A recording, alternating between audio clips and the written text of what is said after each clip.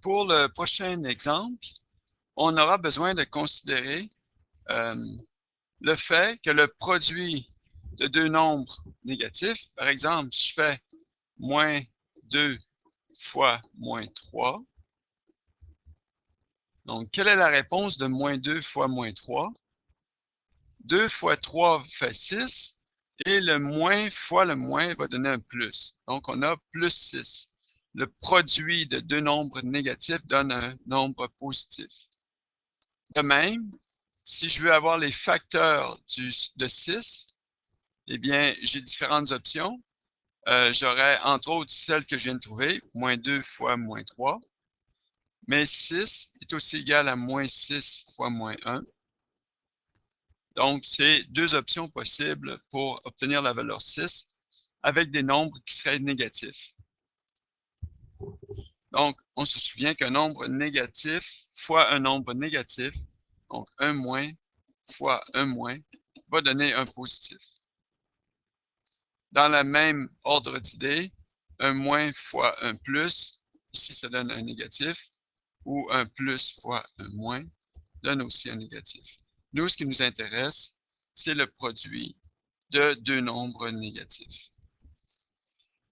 Produit de deux nombres négatifs. Donc, si on regarde notre premier exemple ici, l'exemple 1, on veut transformer l'équation y égale à x au carré moins 7x plus 10 à la forme factorisée. On veut obtenir la forme factorisée. Donc, ce que l'on veut obtenir, c'est y égale à un produit, donc des parenthèses, produit de deux termes, deux binômes. Donc, comme on faisait précédemment, pour identifier, remplir notre produit, on peut s'aider en utilisant un carré qu'on va remplir avec les termes de notre équation.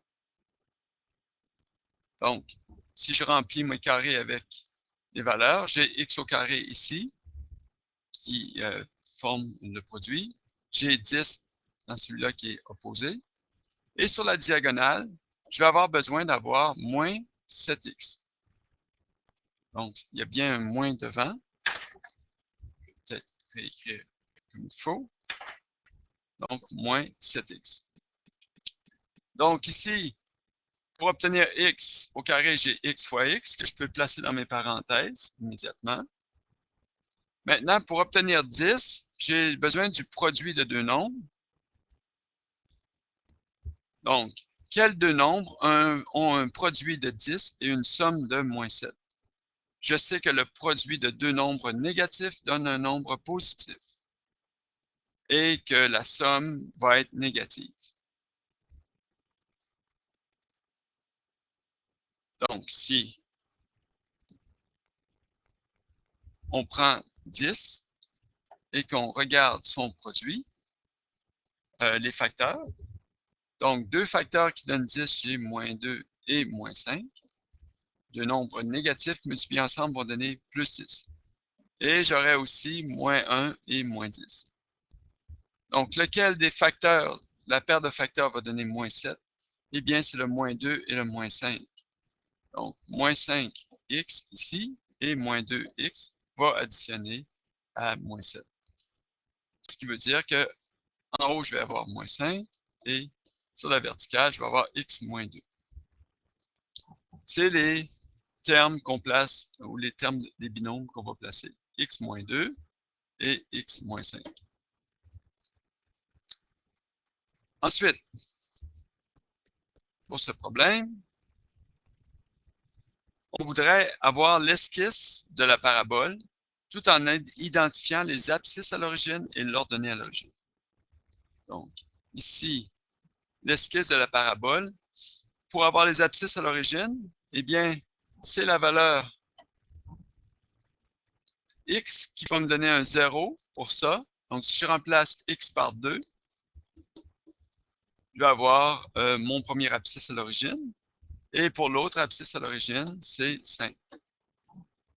Donc, je peux placer sur ma parabole, en fait sur mon système d'axes, mes deux abscisses qui sont 2 et 5.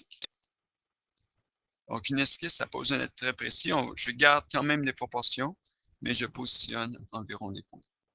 Et l'autre information que j'ai besoin, c'est l'ordonnée à l'origine.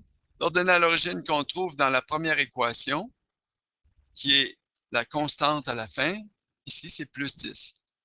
Donc, j'avais les abscisses à l'origine qui sont 2 et 5, et l'ordonnée à l'origine qui est plus 10, que je viens placer dans mon graphique, ou dans mon système d'axes. Maintenant, je peux tracer le graphique de ma parabole, qui est ouverte vers le haut, qui va ressembler à ça. Donc, on a complété notre premier exemple.